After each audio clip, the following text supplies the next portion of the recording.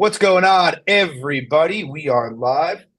We got episode number 115 of the Club and Sub podcast. Today we're going to be, or 114, my apologies. Today we're going to be chatting UFC 281. Great card. Pretty excited for it. Two title fights. I'll be in attendance. I think it's pretty good for betting. As usual, guys, if you like the show, please drop a like and subscribe. It would help us out a lot. And for a 50% bonus on your first $1,000 deposit, use the promo code CLUBSUB at betonline.ag. But yeah, I mean, without further ado, let's get into it here, guys. What do you guys think? You excited for it, Luke? What are your thoughts on the card?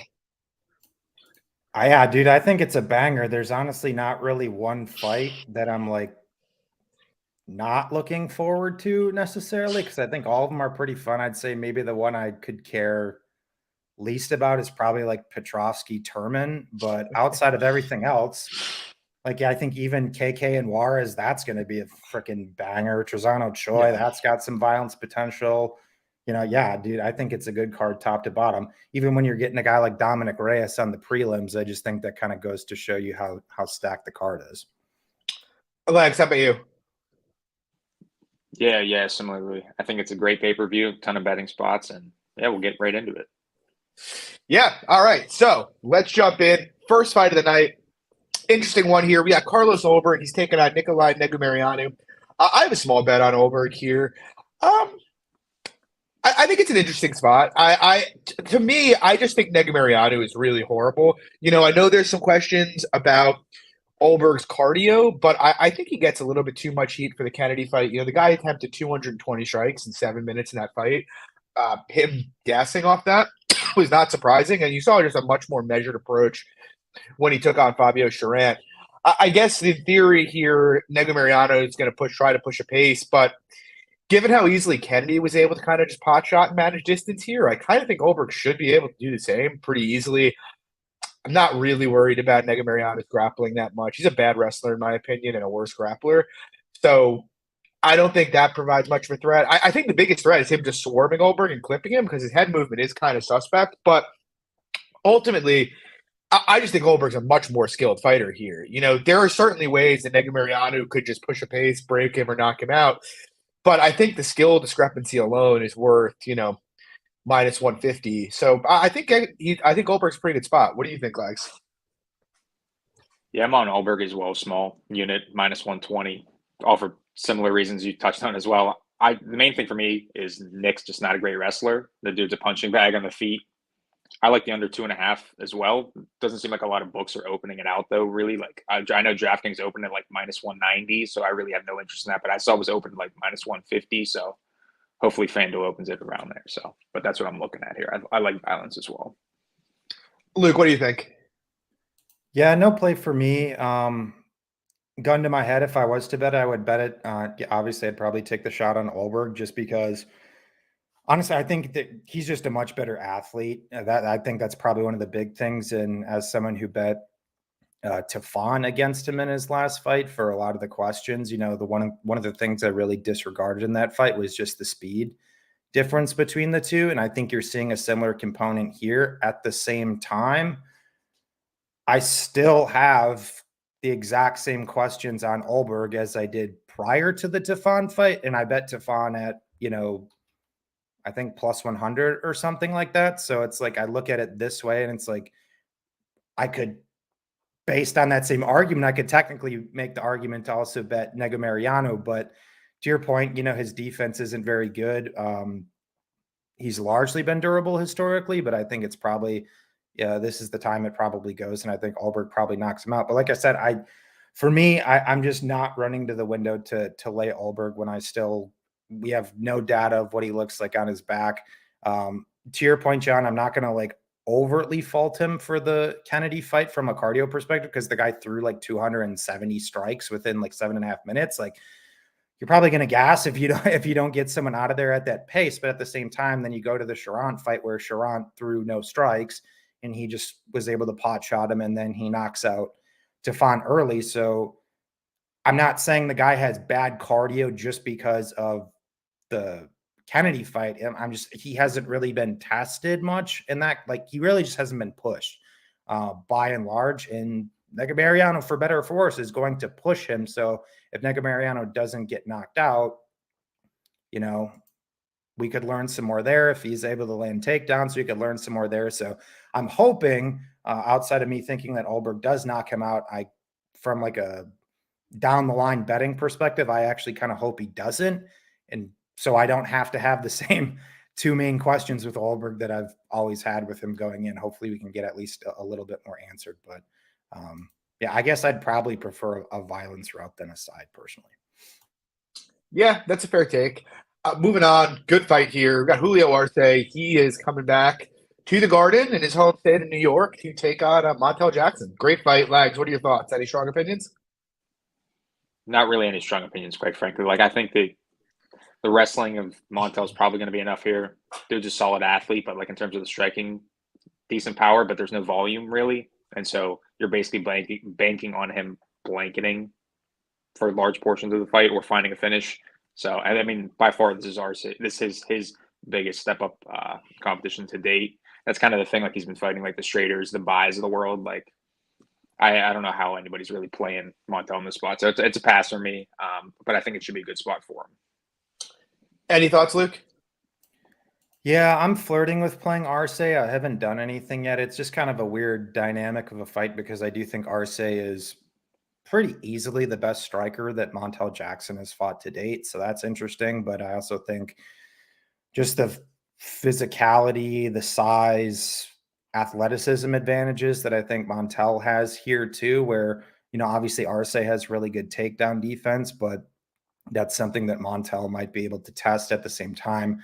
We've obviously seen Arce get hurt in a couple fights. I do think Arce's defense is by and large pretty good, but Montel he's just so long, he's so big, and his straight shots are really, really fast. And obviously the speed of Song was something that gave him a lot of issues. And that's kind of what my concern is here as well. And like I said, he might be able to actually out-wrestle Arce too. I just think there is kind of an athleticism gap between the two, but Jackson's obviously a guy I've never been like overtly high on, just because I think he's also kind of a little bit of a head case too. But yeah, I mean, from a value-based perspective, I think it's Arce or pass. Yeah, I mean, I guess for me, this is one of those lines that when I first saw it when it came out, I was very, very intrigued by the Arce side of things. But then you look a bit closer, and I think I largely agree with you, Luke. And the thing is, first of all, Arce technically is probably the better fighter, but he is, he's a counterpuncher. So he's inherently low volume and reliant on, guys he's fighting to manage the pace of fights. And so I'd expect them at distance to be fairly low volume. And then you combine the fact that he's giving up a ton of size and reach here. And you mentioned the speed aspect too. And so it's like he might have some issues making reads standing. I would say Jackson pretty clearly has more KO equity in this fight. So even considering Arce's probably the better striker, it's probably close on minutes at worst for the Jackson side. And then it's like we're talking about the unknown of the wrestling. Like Arce's takedown defense has looked good. And in fairness to him, everybody out of the Shulman camp tends to be very good defensive grapplers.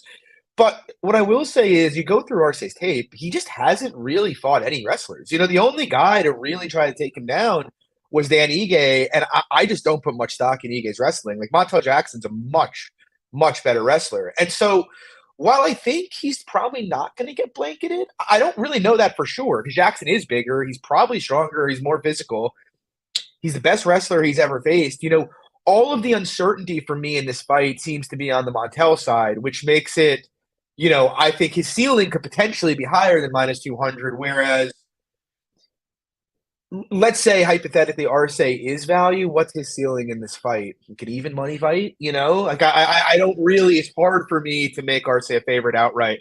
So I think the line is more or less fine. It's not something I'm really interested in, but it's a cool fight. I'm looking forward to it. Moving on though, Luke, we'll stay with you here. We got Mike Trizano. He's taking on Sewu Choi. Any thoughts for you here? Yeah, this is a fight I don't have a particularly strong opinion on.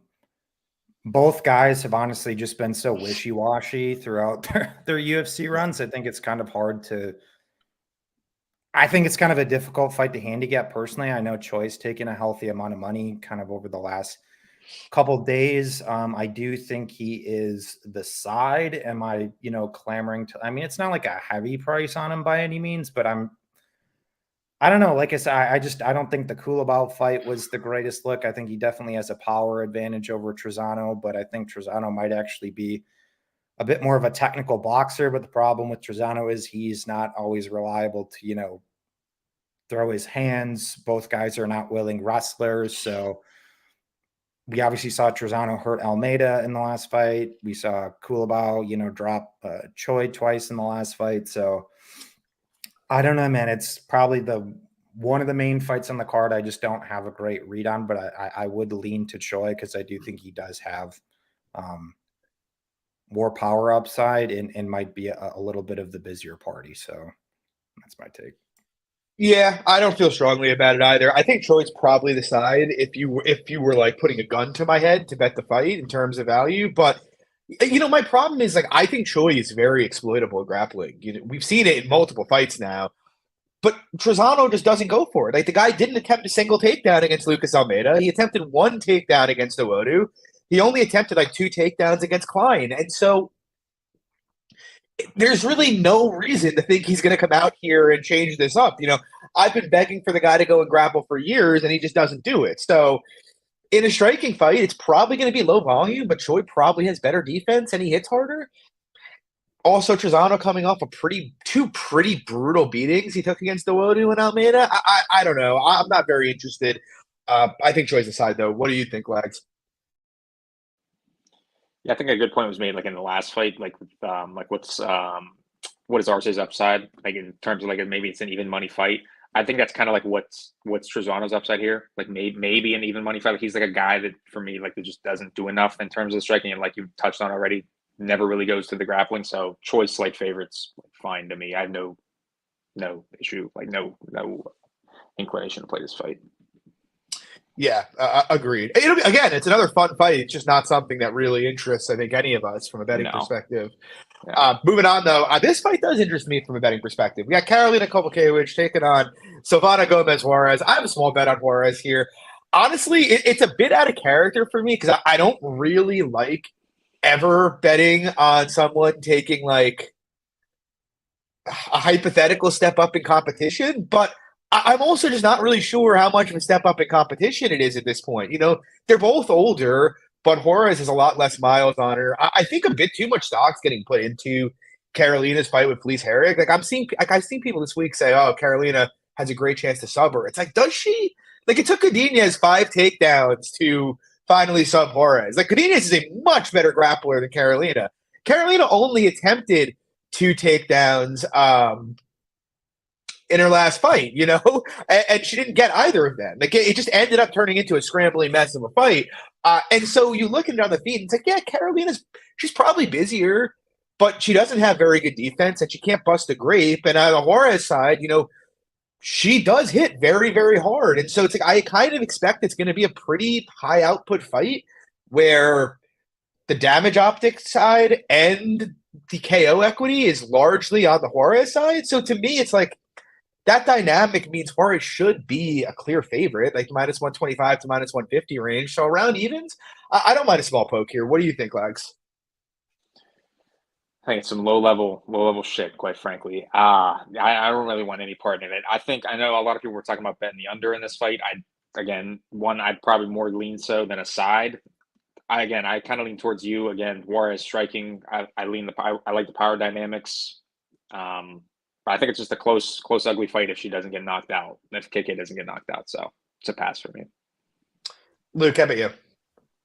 Yeah, so I actually did take the plunge on Carolina against Felice Herrig because I thought that was actually a decent buy low spot on her here. And then I'm seeing another pick 'em price tag next to Carolina against Juarez. And I'm like, yeah, if I bet her around evens, against her, I should probably bet her against Juarez. And then going back and looking at the fight, and it's kind of what you said too, John. I mean, this Juarez girl, she's actually not a bad technical boxer in relation to the level. Like, I'm not saying she's top 15 or going to win a world championship, but like she does things like mechanically well, like she has some amount of footwork.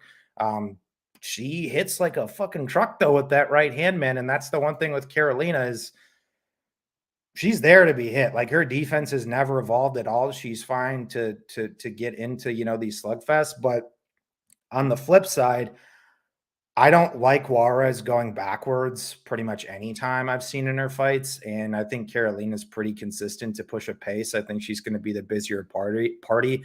I think she has very clear advantages in the clinch in this fight. We've seen Juarez in the past, even in some, like, I think are the earlier fights against like Lipsky and Botalio.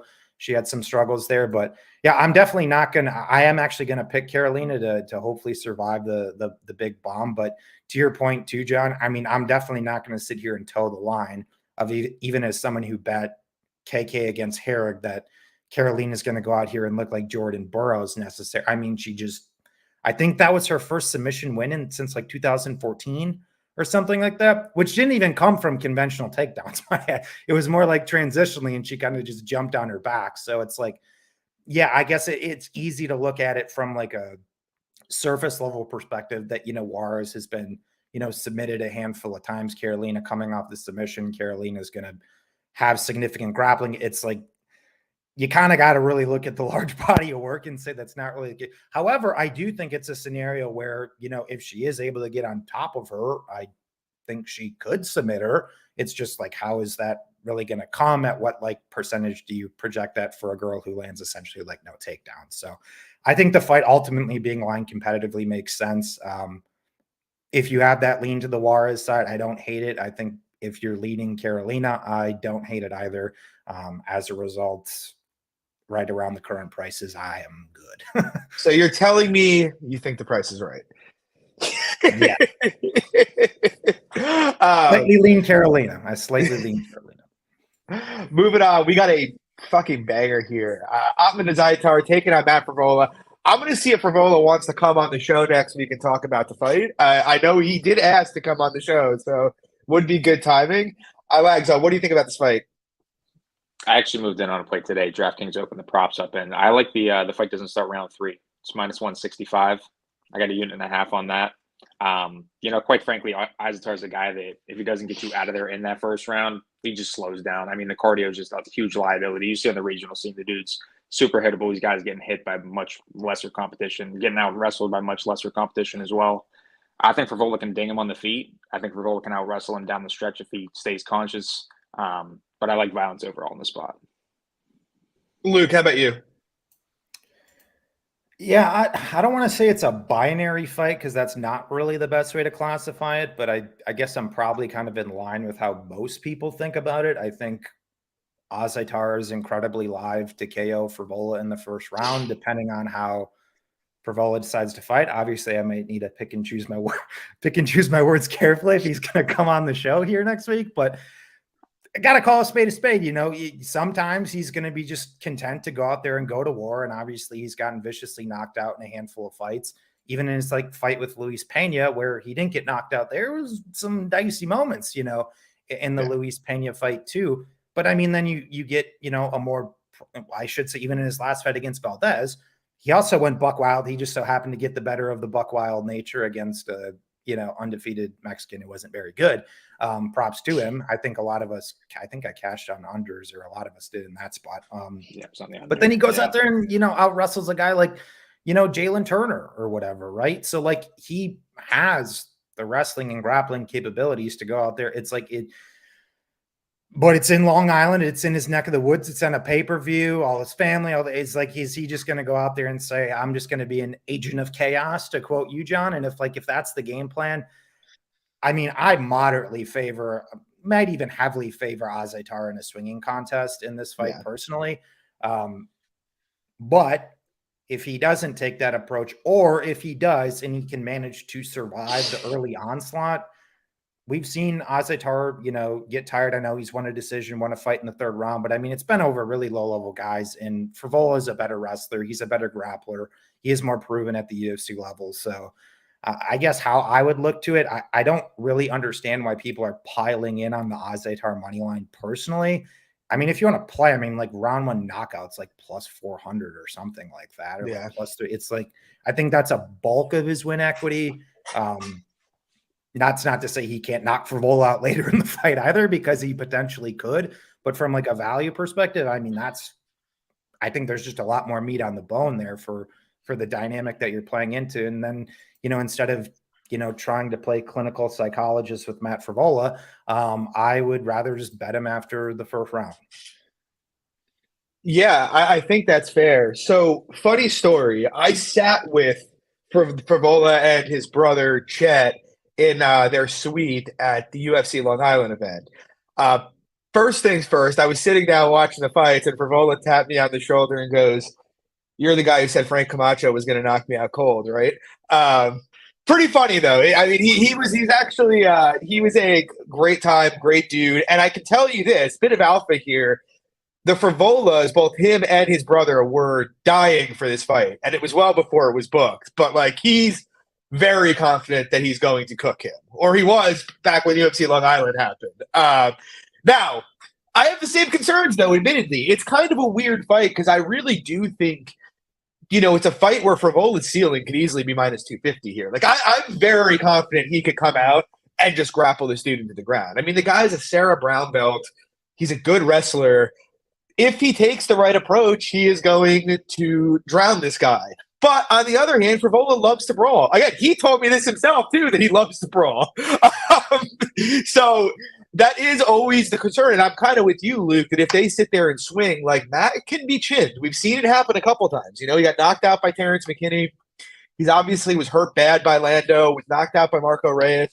He does hit hard, but, I mean, that is not the approach. But I got to say, it's getting to the point with this line where I almost feel like I have to enter pre. Like, my plan had been to go live as well, but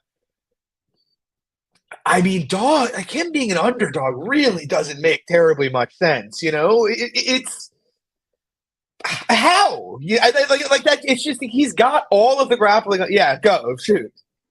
Yeah, but I know, but it's like it's one of those scenarios where it's not like you're getting Frevola. Like, well, one thing I do think that was interesting in the original booking of the matchup, I believe Azaitar was like minus 180 or so. Or yeah. Obviously, he hasn't fought since then, and Frevola's had some fights since then at the same time. I just think that's interesting to note if people recall that line. So it was obviously much more inflated towards Azaitar, but like, it's not like you're getting like a really big number next to Frevola either, though. So it's like, because a big part of how you handicap the fight, though, and whether he has that, exceed, 66, 70% ceiling, though, is based on how he fights. Like, are you supremely confident, though, that that's what he's going to do? Because if you're not, at the same time, right? Because if you look at it at the flip side of the coin, if he doesn't take that approach, he could easily, Azaitar could look like minus 300 in this fight, right? You're not wrong, Mike. My only concern with the potential live bet is it's like if he single legs him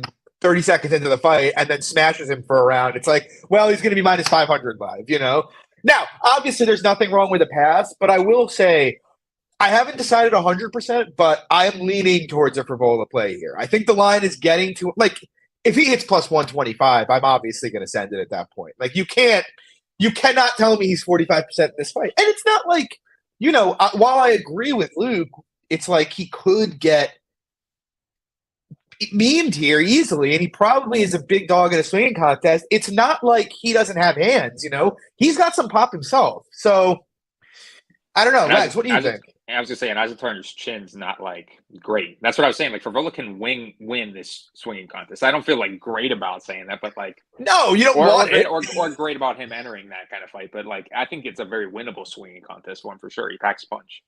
I agree. I mean, Frevola is, I think we'd all probably agree he is the much more well-rounded fighter here. So he's fought better guys. He's beaten better guys. I don't hate that. I actually think this is the rare juicy under that I like quite a bit, to be honest. Because I do kind of think if he gets the top position against this guy, there's a pretty good chance he's going to submit him.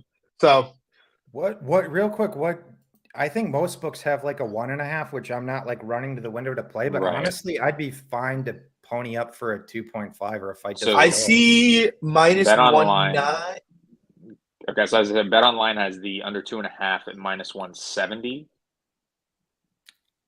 I think I'm probably going to. Right, so like that's not bad, but I like same thing what I was mentioning with the Olberg fight. The DraftKings opened this under 2.5 at like minus 200.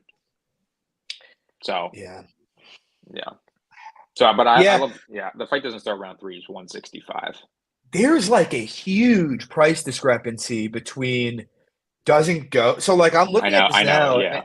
There's some books that are doesn't go at minus 190 or has under 2.5 minus 190 and doesn't go minus 240. Like It's the same how do with they have a there. 50 cent difference Yeah, in that? That's there's another fight like that too. I want to say, I mean, we can get to it later, but I think there was another fight, might be the Spann fight, where like the doesn't go was like crazy.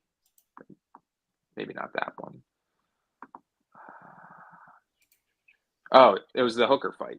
The Hooker Puelles fight that doesn't go is minus 140, and everywhere else it's like minus 190. that's interesting. On what book is that? Whereas DraftKings? no, Bet Online.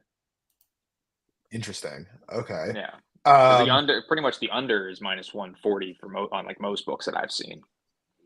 well, anyway, let's move on to the next fight, though. It's a big card. We got Andre Petrovski. He's taking on Wellington Turman. Interesting fight. Luke, any strong thoughts here? No, kind of as I touched on off the top. Not a fight. I mean, both of these guys, in my opinion, are just not the most trustworthy commodities. I know that Petrovski's obviously, won within the UFC, but I've just always kind of had my hesitations with him. Don't think he's really technical on the feet. He's kind of reliant on hooks and overhands. He's a guy that throws everything in every one of his shots, which kind of makes him more tired, more labored. I know people talk about his gas tank, which I don't think is good, but to his defense, I think he kind of falls more into like the effective gasser for me, where he's still going to be a guy who's going to like do things. He's still going to throw strikes. He's still going to attempt takedowns. He's got multiple third round finishes, but I mean, yeah, his strength of competition by and large has not been great. Obviously, the submission win against Maximov was not expected by most people. He was, I think, 12-1 to win by submission in that fight. So kind of interesting. I mean, if you run that fight back a ton of different times, I don't know how often that happens personally. Probably not very often, in my opinion.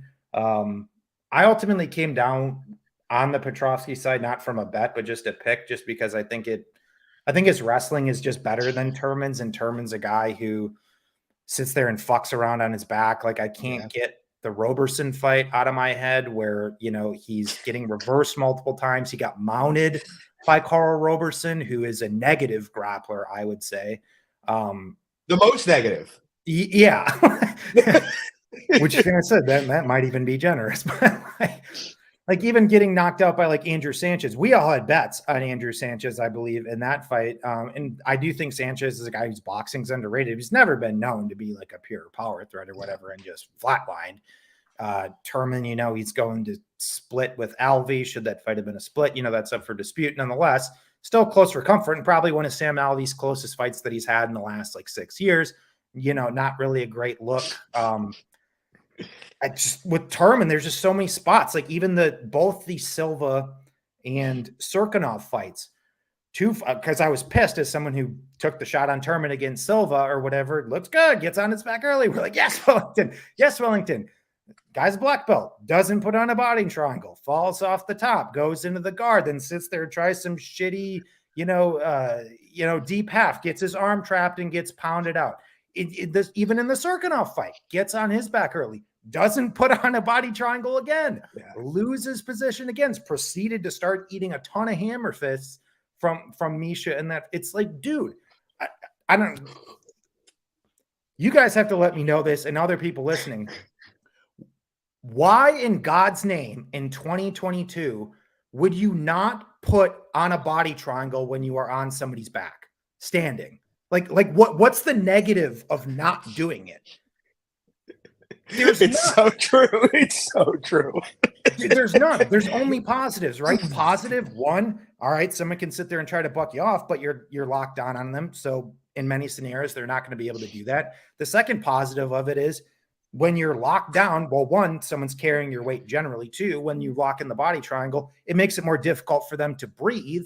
At the same time, too, you just establish more general control to be able to set up your attacks and what you're threatening, because you're less worried about the lower part of your body, moving and losing position based on what the person's doing and what their general back defense is like. It's just like 2 times we sit there and say this guy's a black belt. It's just like, He's a fucking moron. I'm sorry. He's just like, I've seen a ton of Turman bets this week, and like I get it. Like Petrovski hasn't fought anybody, he hasn't beaten anybody, but it's like he's a much better wrestler than Wellington Turman, and he's proven that he's a competent submission grappler too. Outside of the one mistake, he made against Battle, which is obviously the concern. Misha made a small mistake, Turman submitting him. That you got to give the guy credit there, but it's just like I don't think his striking is anything special either.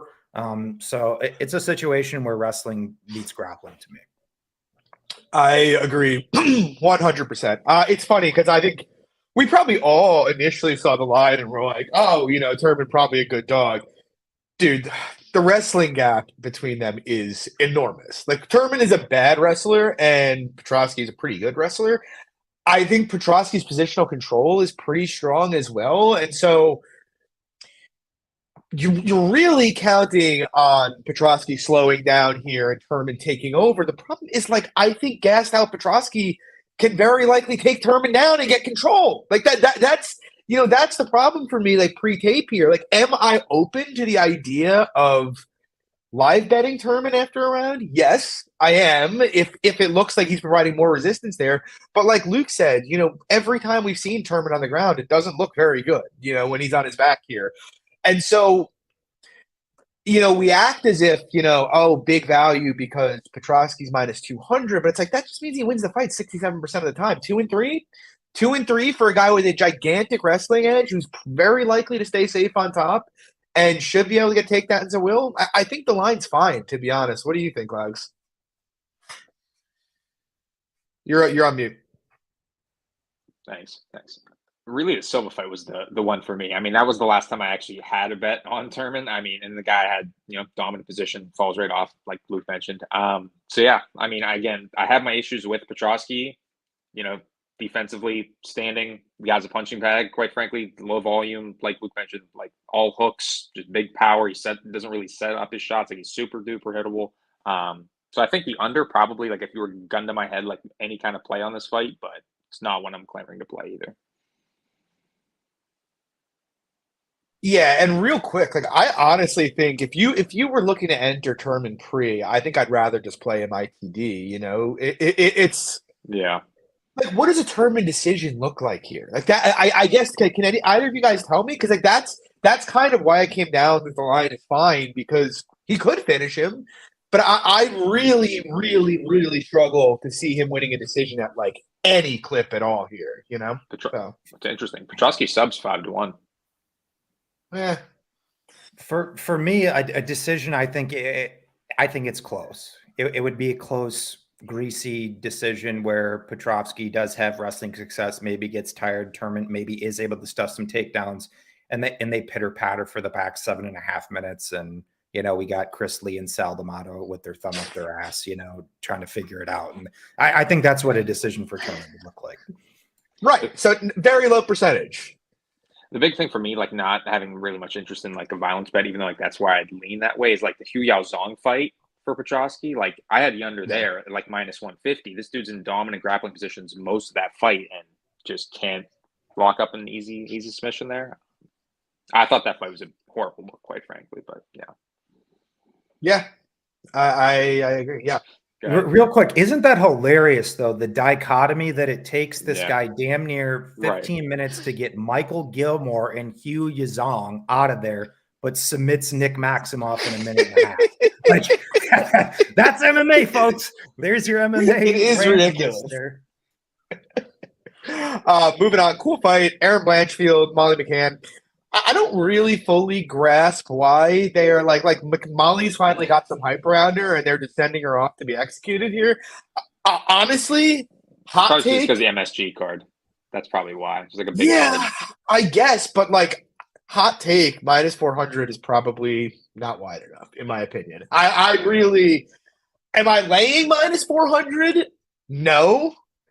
Did I take some of the minus 240 Aaron opening numbers? Maybe. I think she's going to absolutely destroy Molly. Like, yeah, if she stays on the feet with her, obviously Molly can win this fight, but she's not going to. People I think might take the wrong things from the Aldrich fight, which were, JJ is obviously a strong enough boxer to win the striking there. Molly probably is as well if they stay standing. But JJ is very strong and she's got great hips. Molly does not. Erin's going to get her down pretty easily here. I think she's just going to absolutely cook her on the ground. I don't really think this is competitive. Wags, what are your thoughts? Yeah, I don't have much to say, to be honest with you. I think this is an easy Blanchfield spot. Blanchfield probably just finds a finish, quite frankly. Yeah, not much to add on my half. What do you think, Luke? Yeah, from the top and what you said originally, like, why are they booking this for Molly? Like from like a UFC trajectory standpoint, like if you're trying to, like, I know Dana says we don't build talent. It's like bullshit. And it's like, no, you do. Like, it's clearly look at what they did with the London card. It's like, I don't know why you would, like, she's coming off of 2 highlight reel knockouts.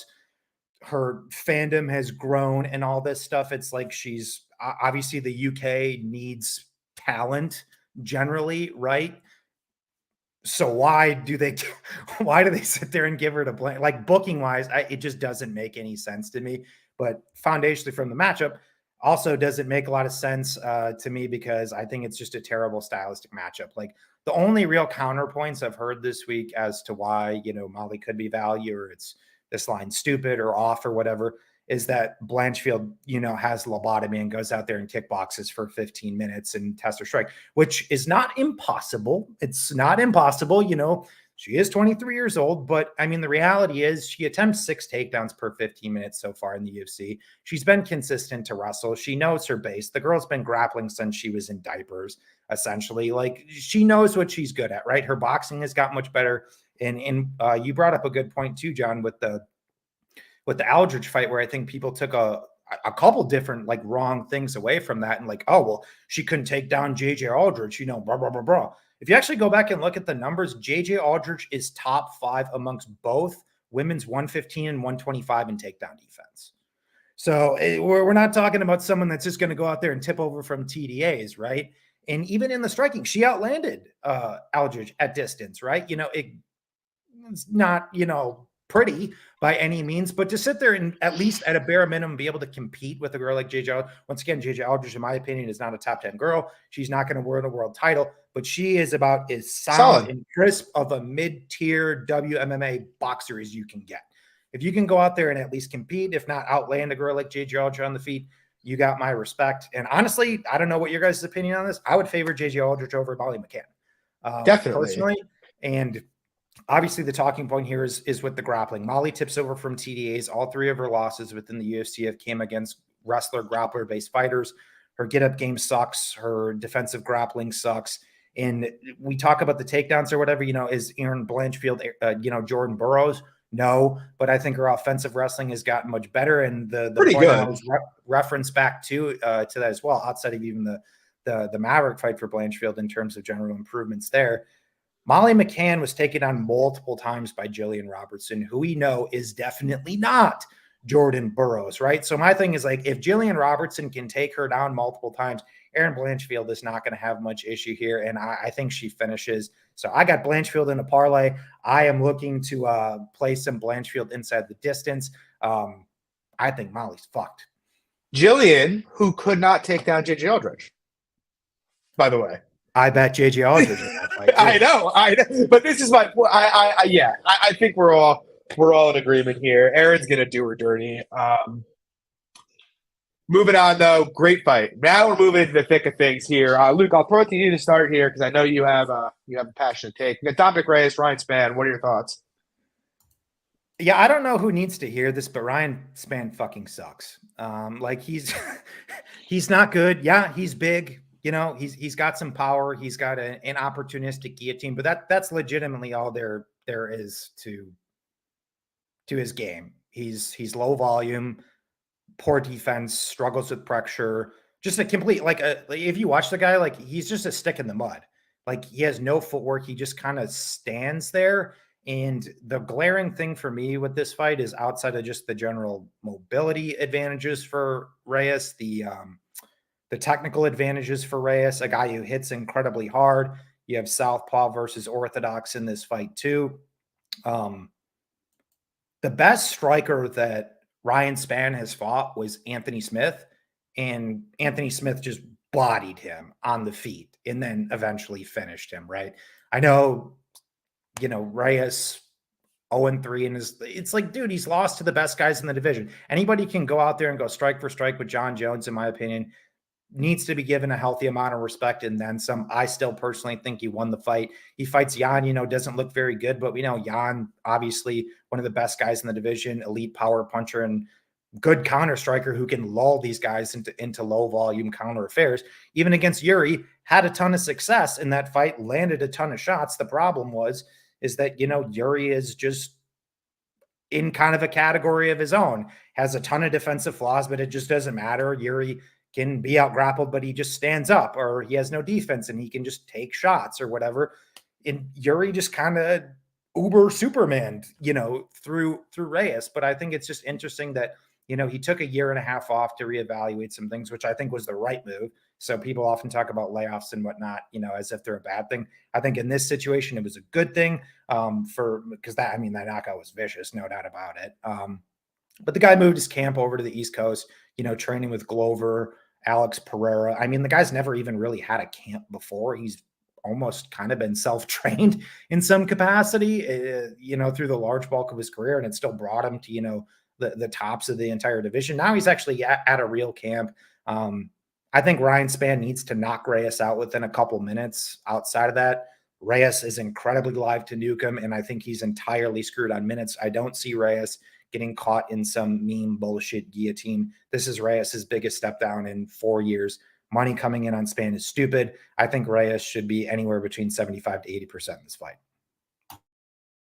I don't have a lot to add. I may eventually play Reyes. I do see the money coming in on Spann, so I'm kind of happy to wait it out and see where it goes. Only real concern for me is just a lot of damage that Reyes took in his last 2 fights. But yeah, skill-wise, I don't really have much to add here, Luke. I think you summed it up pretty well. I think he's the better grappler, to be honest. I see Spann submission takes. I don't think that's going to happen. And he is the much, much, much, much, much better striker and the better athlete. And the more tested fighter. So, yeah, I'm with you here. I may end up laying Reyes. Some concerns about where his durability's at, but I do think this line is kind of getting to a point of being silly here. Lags, what do you think? Listen, Ryan Spann may fucking suck, but he's cashed 4 straight violence bets for me. So that's been great. So he's honestly been a money train for me in terms of violence bets. So, and that's really where I'm going at here again. So if fight doesn't start round 3, he's minus 175. I think that's a great spot. Honestly, I think Reyes destroys him, quite frankly. I think the chin, the cardio are just huge flaws for me on the Spann side. I think Alvey is the only fight I've bet Spann. Oh, no. I bet Alvey against Spann, and I bet Misha against Spann. So I have not done as well as you have in Ryan Spann fights. Over the years, but yeah, he does suck. I think we all agree. Yeah. Moving on, great fight here. Lag, start with you here. We got Renato Moicano. He's taking on Bradley Riddell. What are your thoughts? Not one to have a lot of super strong takes. I feel like it's just one of those super competitive fights. For me, I lean more on the Riddell side just because I don't think that Moicano is likely to have a ton of grappling success here. It's mostly the body lock, trip takedowns. It's not the single. It's not your double leg. It's not your traditional type of takedowns. In terms of the striking, Riddell's a much better striker here, I feel.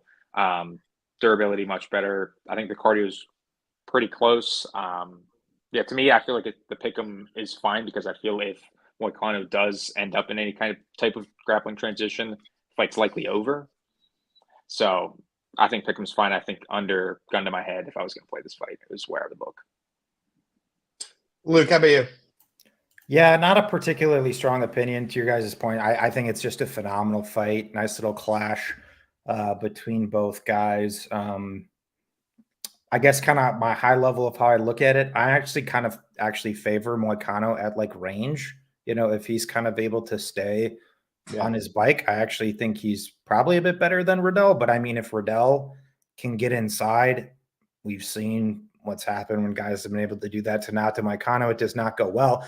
And honestly, there's been a lot of concerns with Riddell, even inside too, and getting hurt. But this is actually one of those fights where it's kind of dichotomous, right? Because he comes from that kickboxing background and it's kind of put him in the fire and, not always worked the best out for him minute to minute. But this is a fight where it's I don't think he should make this a pretty fight. I think if Riddell comes out here, makes this a complete dogfight, is able to get inside, I think he's going to look great. On the flip side of the coin, though, I think Moicano is just a much better grappler. I know he's not like a phenomenal wrestler by any means, but we've seen guys get to back ride on Riddell in multiple fights. Like no one's been able to like really solidify hooks or whatever. I understand that. But the levels in the grappling between the guys that have not been able to do that in comparison to Moicano when he gets to body lock positions is like night and day. So we're going to see. We're going to see where that defensive grappling of Riddell is like, assuming this fight is, moderately extended, or assuming Moicano gets in on it early. But we have seen Riddell at the end of the day drop minutes and drop rounds on the floor before. And Moicano is just incredibly dangerous. I just rate his grappling so highly, to be honest. And it's going to be a big test for Riddell there. I'm not going to give Riddell like too much of a knock for getting submitted by Turner, because I still think that was more of a club and sub scenario where like Turner actually hit him with a straight shot, and then it forced the shot from Riddell, and then he got his neck locked up. So, I'm not going to like dog him too much for that from a defensive grappling perspective, because he was hurt. But yeah, man, I think you can make solid cases either way, but I'm actually more so on the side of Moicano personally. Yeah, I'm with you. I haven't made a bet just because my big concern with Moicano and his grappling is I just don't like how body lock centric it is to get guys down. That method of grappling is very defendable if you know what you're doing and you know how to pummel for an underhook. And I don't think Kanato is the most physically imposing guy at 155. Like, obviously, there's a huge gap in physicality between him and someone like Turner. But to your point, Luke, if he can get takedowns here, he's going to get Riddell's back. And this is not Alex De Silva or Magomed Mustafayev if he gets your back. It is a very, very, very different world from anything Riddell has seen in that realm. So I think Moicano's got the theoretically the dominant upside here if he can get takedowns. And to your point, like even striking, yeah, he keeps his chin high, and Riddell can certainly counter his head off here. Like the possibility of him knocking out Moicano is live, but they should be close on minutes. I think Moicano's a tad longer. He's a bit busier. I honestly, after seeing Riddell's last two fights, I wouldn't be terribly shocked if Moicano hurt him on the feet either. So do I want to lay minus 120? Not really. I'd prefer to get Moicano as a dog, but I do think Moicano has just more scope in this fight to win. Riddell can win, but he needs to be able to stuff the grappling pretty much cold, in my opinion, and then likely either win by knockout or by the thinnest of margins, whereas I think Moicano can win this fight without getting a takedown. That would not shock me. Whereas I do not think Riddell can give up takedowns and win this fight. He needs to keep this fight standing at all costs.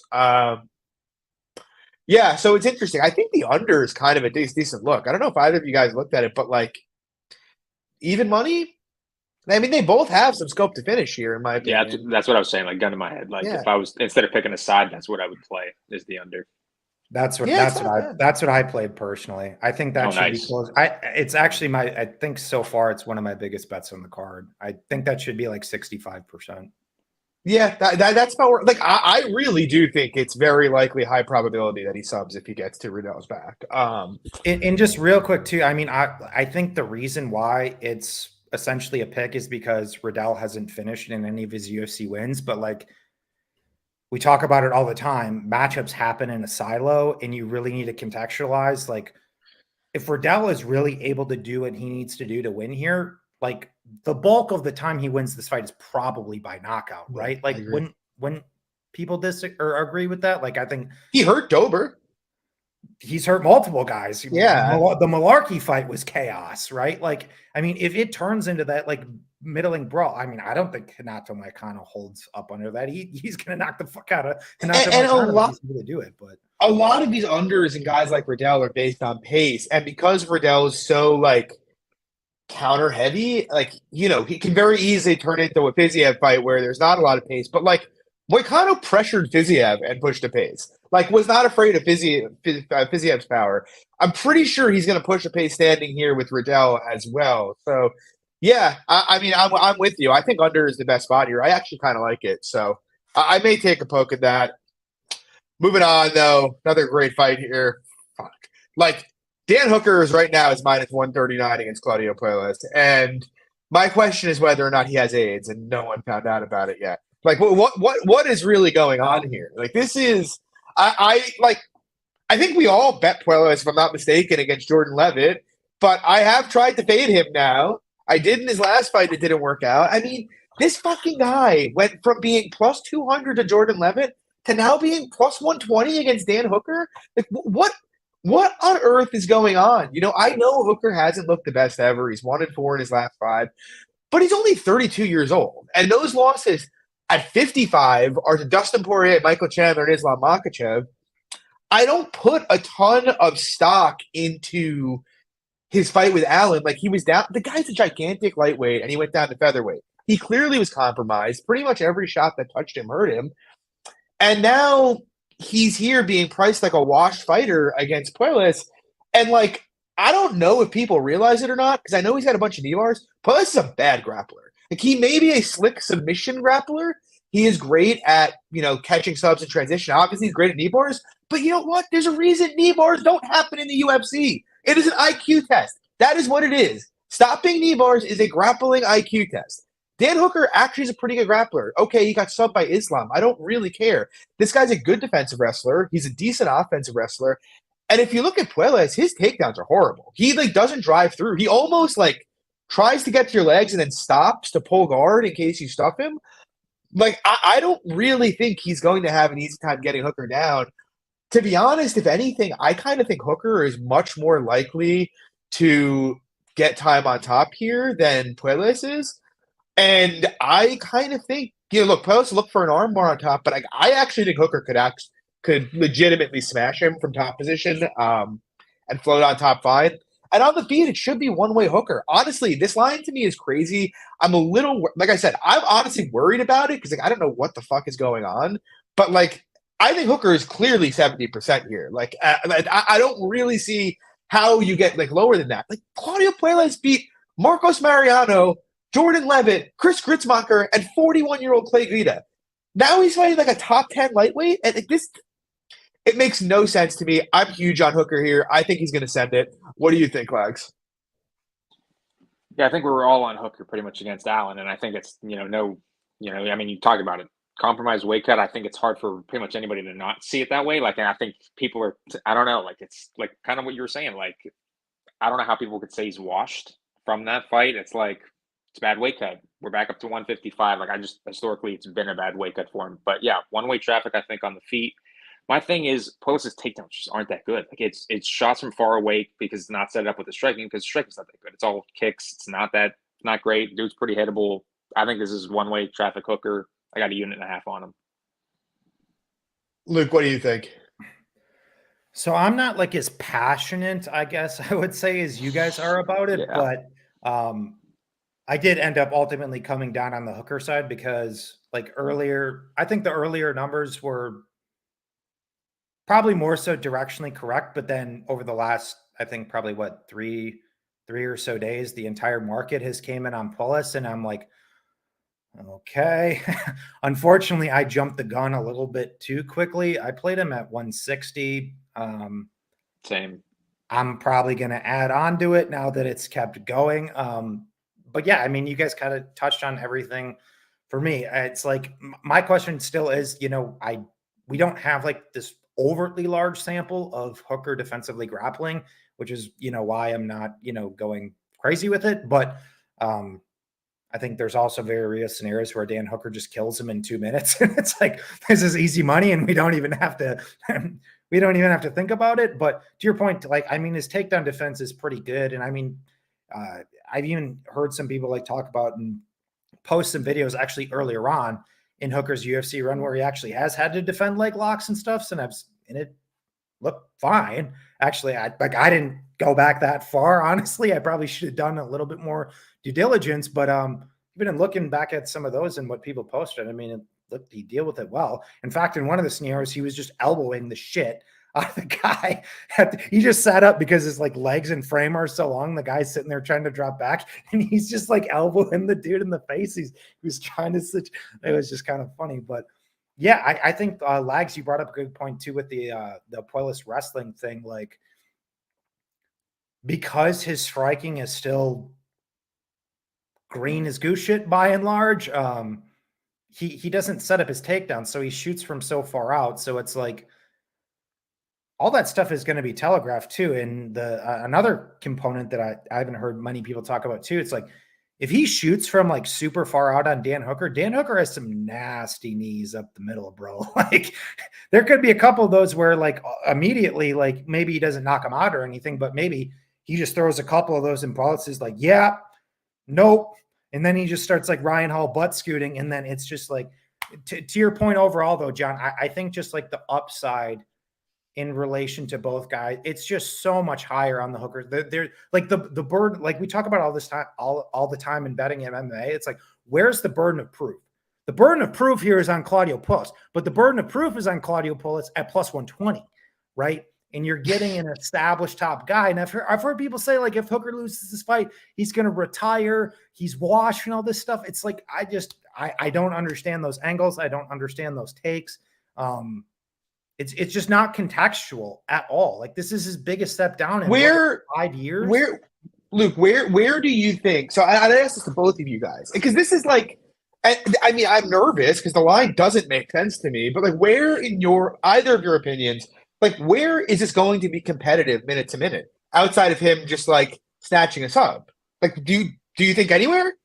Like, I don't see like him riding out top control, really. I don't see there like that is a high percentage chance at all, really. So, well, like I said, like theoretically he could wrestle Hooker. It's just we don't have like and theoretically he could be fine on top of Hooker. I don't think we have like a crazy long sample, but like I said, I'm more so leaning on the fact that I think his entries aren't great and Dan Hooker's takedown defense by and large is pretty good. And the point number 3 I just referenced before with those knees to discourage shots too. Yeah, I mean, dude, this guy was struggling to wrestle Gritzmacher. That is. Jordan Levitt ultimately won the first round based on control. Yeah. Yes. This is what would Jordan like? What is Dan Hooker line against any of the 3 guys he just fought? Minus 400 minimum, right? That would basically be a floor. Yeah. It's like this is like this. It is just such a massive case of recency bias to me. And like, I believe, should we expect improvements from Puelles? Probably, but the improvements he would need from the Grits and Guida fight to be lined competitively with Hooker are just, I think, a lot more than you can reasonably expect in 6 months, you know? Last thing I'll add on, didn't we all take this like on a similar, well, not similar step down in competition, but another step down in competition when he fought Nasrat? He was minus 150 over Nasrat. And he killed him. Easy fight. 30-27. Yeah. And wrestled. Yes. Money was coming in on Nasrat all week, yeah. And Nasrat would be a favorite against Puelles, or should be a favorite against Puelles, in my opinion. So, anyway, moving on. God, Dan Hooker better fucking win. We got Frankie Edgar taking on Chris Gutierrez.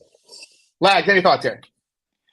Well, to start off, obviously this is Luke fight week. Yeah, why do I not get to kick this one off? I'm fighting this week. Listen, John. What the fuck, man? I'll be quick. I just got out of the press conference. I just changed out of my clothes after I just talked a bunch of shit to Frankie Edgar. Why don't I get to start this off, bro? I'll be quick with it, Luke, so you can start it off. But yeah, so I mean, I think this line's a little ballooned, not just because I don't think like the finishing potential for Chris is quite there. I get it, like Frankie's slowing down, he's getting old, durability's not there, but I guess my big thing is Edgar's not a great leg kick checker,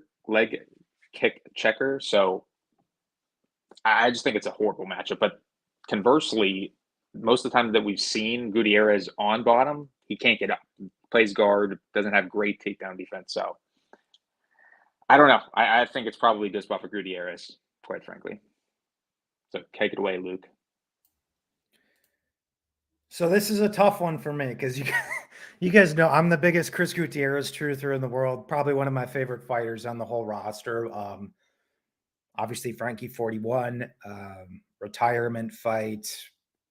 This shit typically does not go well in many scenarios. But when you really look at the fight, it's a winnable fight for Frankie Edgar. Like it just is. Like we talk about all the fights that have been either close, for I should say because technically Gutierrez hasn't lost in the UFC yet officially, but his fights with Kolaris, split. His fight with De Freitas, split.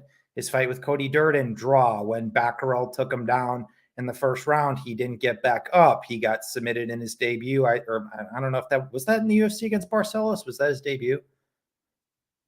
I don't think it was in the UFC. I think it was. Yeah, it was. It was in the UFC. Oh, was it? Yeah. Okay.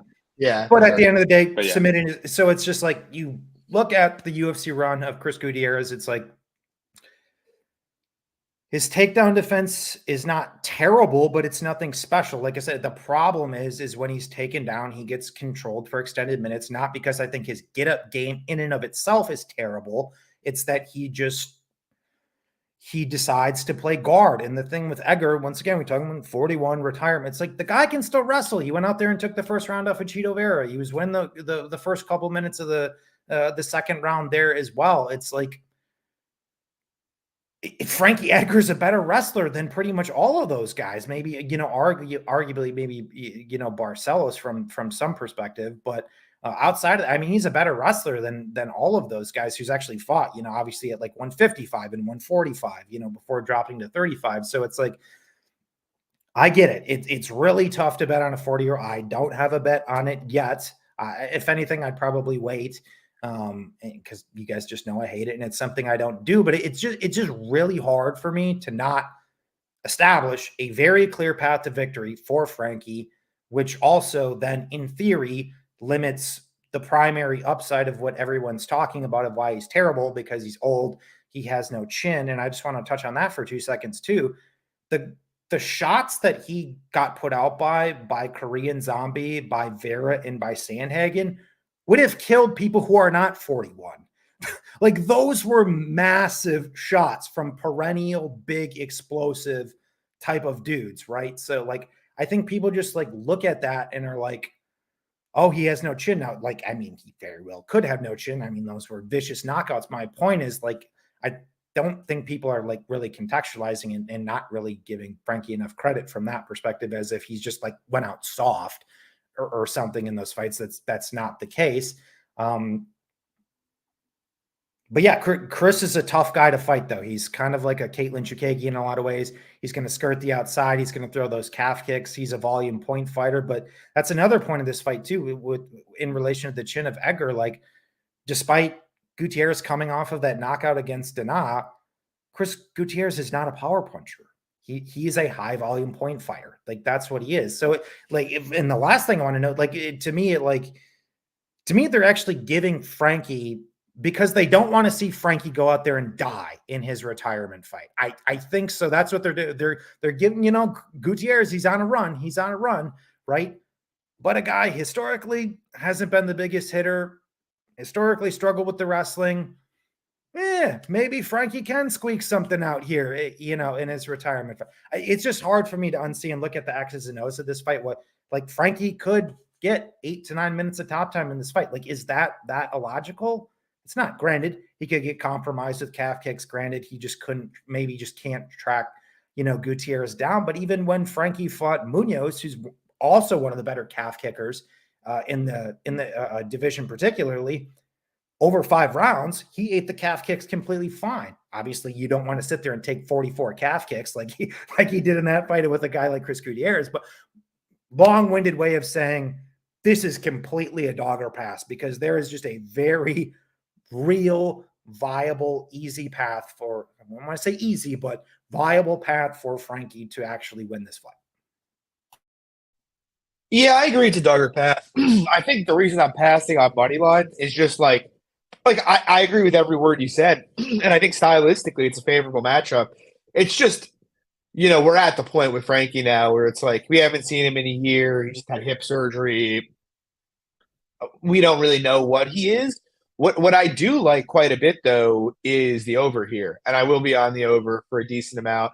The truth is, well, Luke just mentioned the Munoz fight. We've seen Frankie deal with leg kicks before and deal okay with them. Munoz is a hell of a leg kicker, and he was fine. He's gonna try and wrestle here. I don't really think Frankie has many submissions to threaten Chris with, in my opinion.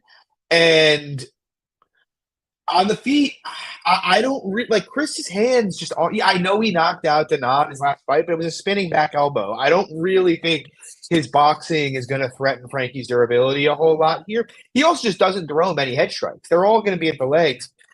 So I kind of just think it's very, very likely to take place in the clinch or far, far away at space. So, I mean, the over is like between minus 150 and 60. I kind of think that should be much closer to minus 30 to 250 than where it is right now. So I'll be on the over here. No strong take on the fight itself. I agree mostly with what Luke said, but you're talking about, I mean, Frankie really is at the end of the road here. 41 years old at 135. You don't see many guys continue to hang competitively at this stage of their career that far along.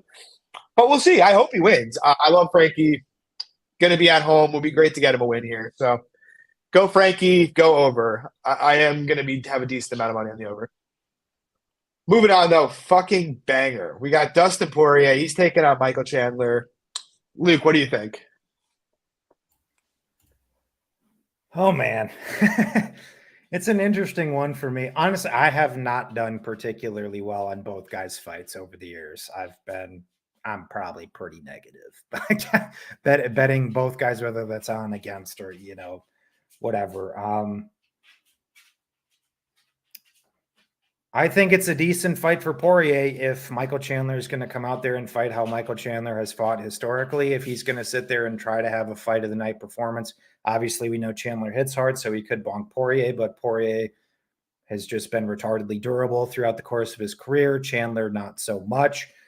So if that's what his approach to this fight is, I think it's a good spot for Poirier. If the guy has any sort of intelligence in a brain, I think he should get back to his roots, put on his singlet, go out here, make this boring, greasy, disgusting, and come out here and wrestle. Because I think he's a better wrestler. Obviously, Poirier historically has had pretty decent takedown defense. The only guys he's really overtly been out-grappled by, are Khabib and Charles. But honestly, I still rate Chandler actually pretty highly as a wrestler. The problem is he just doesn't do it with consistency. So if he's not going to sit here and use it, then at the end of the day, the guy was getting outstruck by fucking Tony Ferguson through the early parts of that fight too, which is really just not a good sign. So, if you told me that Michael was going to come out here and put on his singlet, make this disgusting and boring, I would actually have no problem with taking a shot on him at this price personally. But I don't think you can bank on him to do that because apparently he just wants to have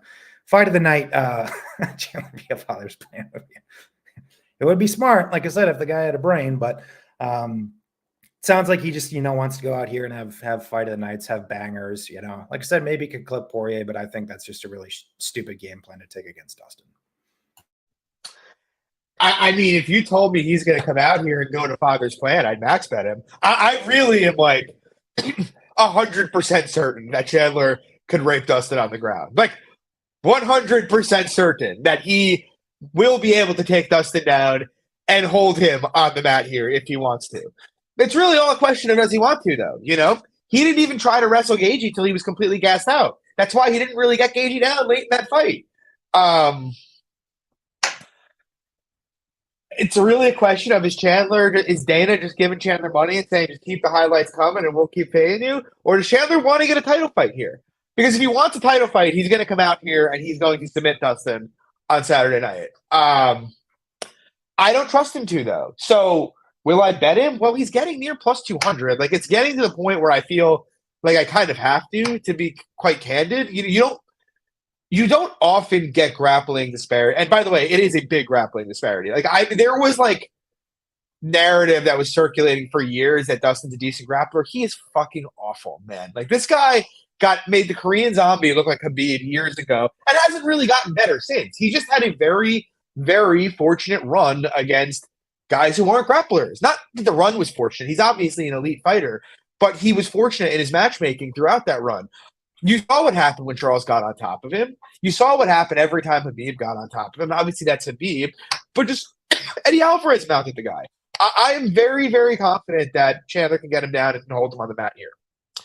Will he do it? I don't know. But like I said, the grappling disparity here, you just don't see this that often. You really don't. You don't see a guy being like plus 200, especially while he may be slow mentally, he packs a lot of heat on the feet too. It's not like Chandler's going in there with no weapons on the feet to win this fight.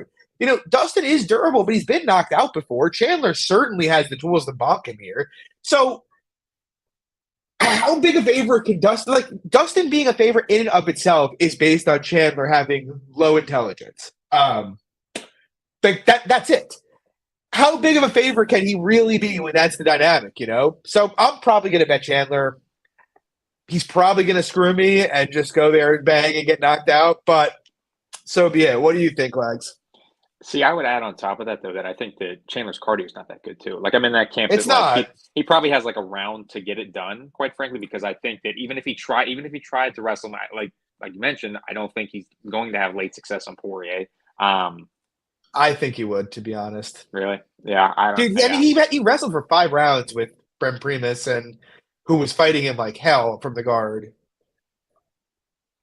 But, yeah, I digress, and to me, I guess gun to my head, if I was going to have a play on this fight, the over 1.5 is not bad. I think it's minus 130. It's not a bad Lag's throwing an over out there. It must be good. I know. I know. And it's funny. It's funny you say that too, because it's like Gaethje Chandler was a fight I had like pretty big on. Like the fight doesn't start round 3 at like minus 170, and it's like these guys just ate a ton of shots. And like the durability, like I respect the durability of Chandler, even though he is kind of a dumbass just going in there swinging. That's a blood pressure and a half over. It is. You're going to have a healthy amount of them IPAs. It's like you'll know based on the look in Chandler's eye when he's coming out whether he's going to grapple and it's going to be easier if you're going to have to sweat these guys chucking nukes for 7 minutes at each other. Hey, I bet you guys sound like you guys want to sweat out though, because it sounds like you guys are both on the Chandler side. It's Chandler by decision. It's plus 850 on FanDuel. That's a huge number. That is a huge number. It is only a 3-round fight. I'm not interested. honestly, what I'm not going to have anything pre-fight. I want to see what the fuck he goes out there and does. Yeah, fair. If he goes out there and shoots within the first 2 minutes, sign me up. I mean, I bet him against Hooker, and I was having a heart attack while he was just letting Dan kick him in the calf for the first minute and a half of that fight. But yeah, go Mike. We'll bet him. Speaking of Weili Zhang, Carla Esparza, my girl just does not get any damn respect ever. I'm obviously betting Carla here. I think this is a surprise to nobody. I am not max betting her like I did against Rose. That is not happening, but I do have a unit and a half on her at about plus 300. Look, it is very, very possible that where Weili is physicality-wise is just too much for Carla at this point. I think that is the best case for Weili. But, if you consider Lions and MMA being based on certainty, well, what are the certainties about Weili's grappling? Would you believe it if I told you she's only had 5 takedowns attempted on her in the entire time she's been in the UFC? And that 2 of those takedowns came from a bad wrestler in Rose Namajunas who held her down for the entirety of each round where she took her down. The only other time she's ended up on her back was against Tisha Torres, and she couldn't get up there either. And so we have a woman in Weili Zhang who, while a physical monster, very low data on her grappling, but what is there, it's quite bad. She hasn't shown any ability to get up. Her takedown defense looks mediocre. And now she's fighting the best wrestler in the division, a very, very good wrestler in Carla Esparza, who is going to wrestle. Spoiler alert. Something that's interesting is, maybe you could think Weili is going to come out here and do exactly what Rose did, try to minimize exchanges. Not really her game, though. Rose's footwork kind of lends itself to that outside game, even though that's not really her game either, and it's why she lost. But Rose has, more agility, I think, than Weili does, whereas Weili tends to be a front foot fighter. And so she's got to engage Carla here. And if she engages her, Carla's going to attempt takedowns. And if Carla gets her down, like I said, we don't really know what's going to happen from there. Based on the data, it doesn't look promising for Weili, to be honest. Now, do I favor Carla? No. Mel said Carla has weak defensive wrestling, and she said she's going to wrestle Carla. She may well try to wrestle Carla here, and she may well take her down. I don't think she's going to. Dude, Carla was out scrambling Verna Jandarova. I really don't think Weili is going to out scramble her. Like, I actually think that lends itself more to the Carla side of things. The real question is just, has she made big improvements to her wrestling? If so, she's going to butcher Carla. So it's like, I look at this and it's like Weili's ceiling obviously is like minus 500 here if she can easily stand up or stuff takedowns. But the other side of that is if she hasn't and her takedown defense is as poor and her get-up game is as poor as they were in the Rose fight, Carla's going to look like a clear favorite. Like that's and you're getting that upside. Someone who is super tested and who is an excellent wrestler at plus 300. The line's pretty crazy to me. I have a unit and a half on Carla. Again, I won't be shocked if Weili butchers her, but I think there are enough signs that Carla can have success here to warrant a play. Lags, what do you think? Yep, I will be joining you as well on the Cookie Monster. Yep, I will be playing her. I honestly think this line probably comes like or keeps going out a little bit. I think Zhang gets some parlay money out there. But for me, it's like even though like kind of what you touched on with the physicality and the power, that's kind of really the only edges I see here. Like I get it, but is it minus 400? To me, like 80%, seems crazy to me with the dynamic because if Carla does get her on the mat, it's likely around. So how do you price that at 80%? Quite frankly, so yeah, for me, small shot on Carla.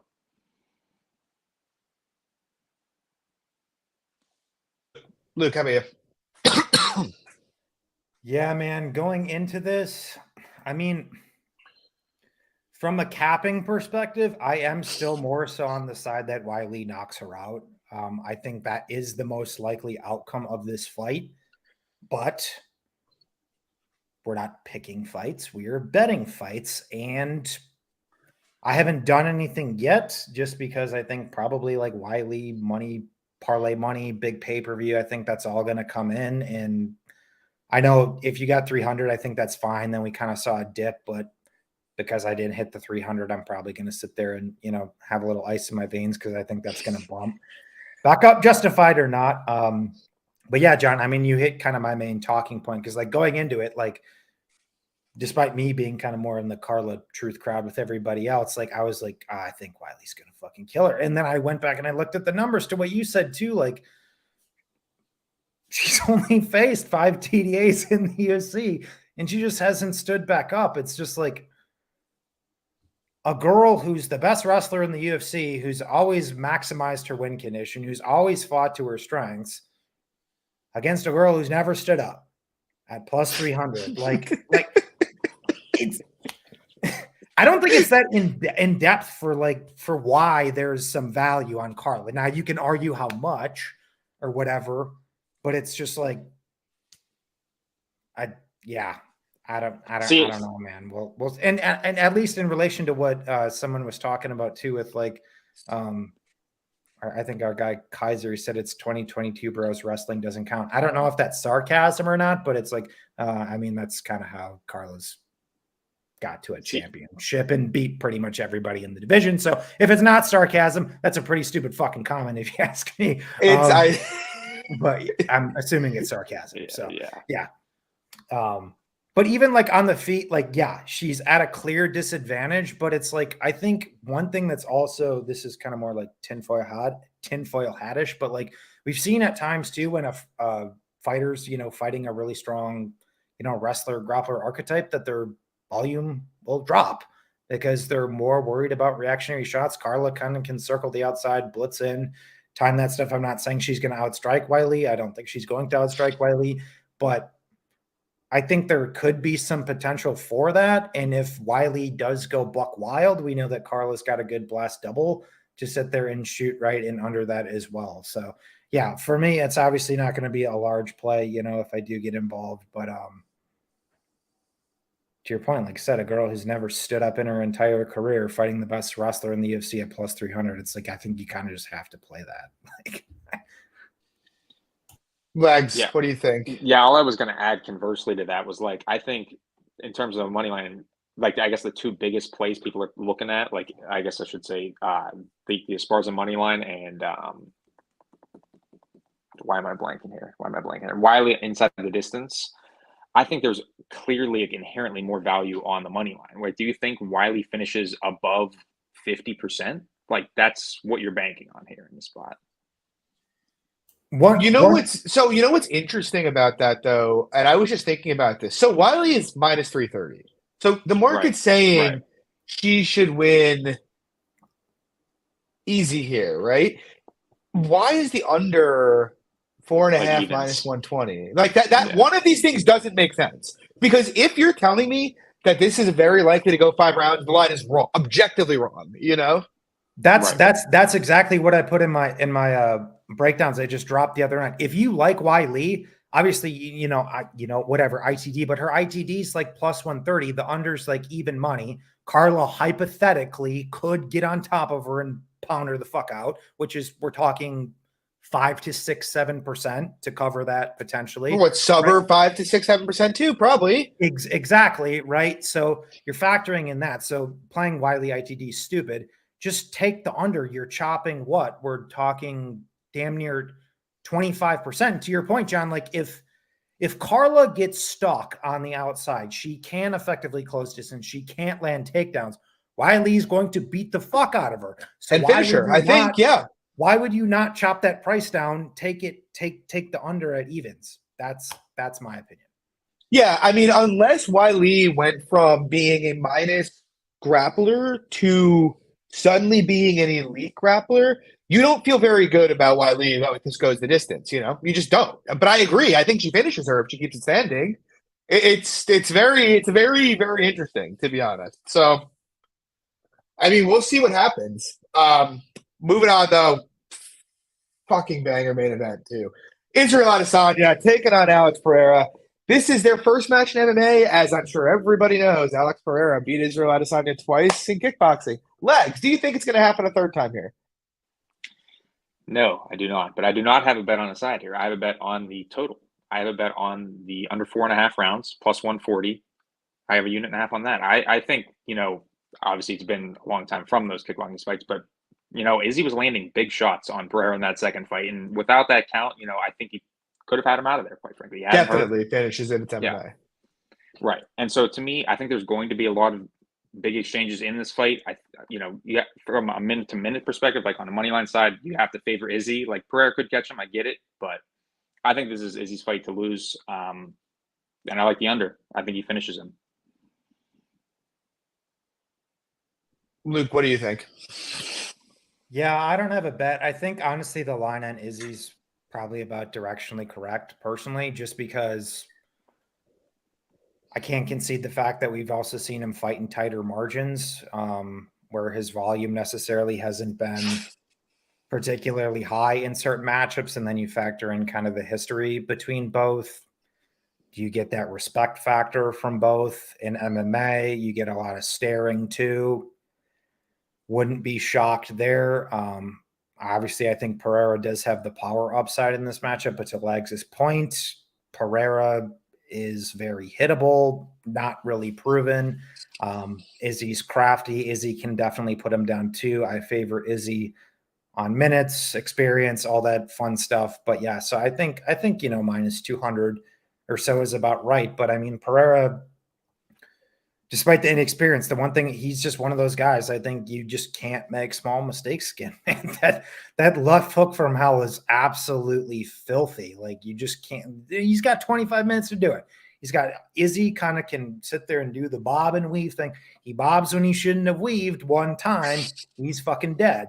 And I can't really ignore that in this fight either. So I am picking Izzy to win. I do think the line's directionally correct. I think both guys can finish.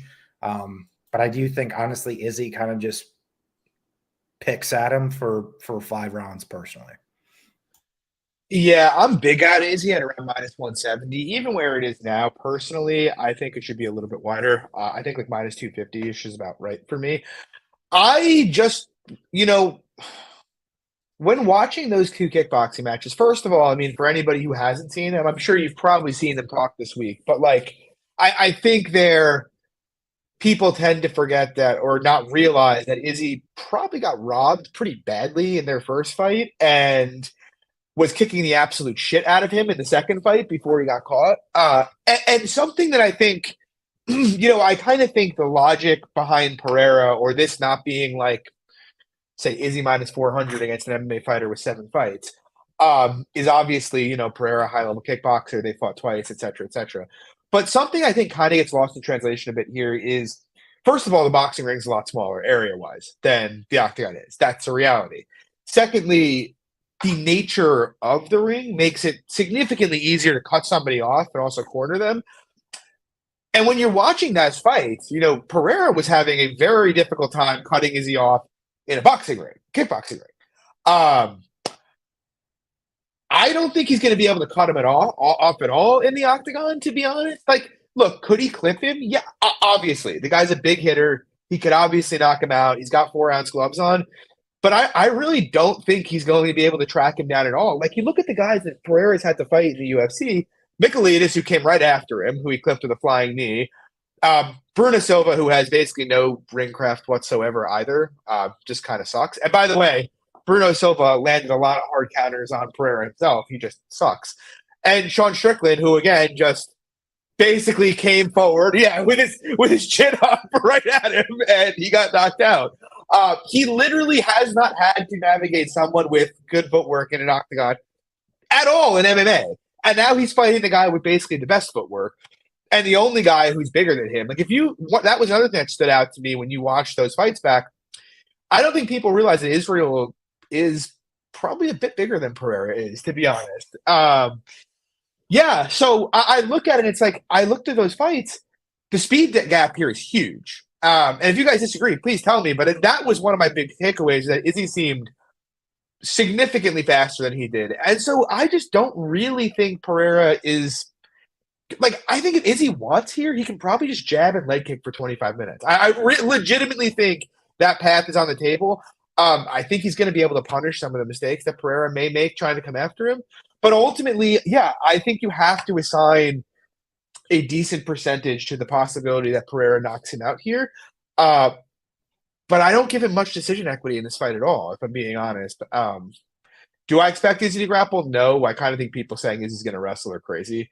Just like the guy hasn't attempted to take that in the UFC. I'm pretty sure he's not gonna start here. But I think he's going to win this pretty easily. I don't think people realize that MMA is a lot more tailored to the game that Izzy brings than it is to Pereira. Look, Pereira got a couple good wins, but beating Bruno Silva, not that impressive. Michailidis, he lost a round 2. People forget. Some people forget anyway. Those of us who bet on Michailidis don't forget.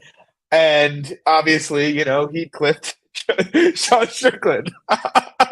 I'm full sending Israel Adesanya here. I think he's going to handle him pretty easily.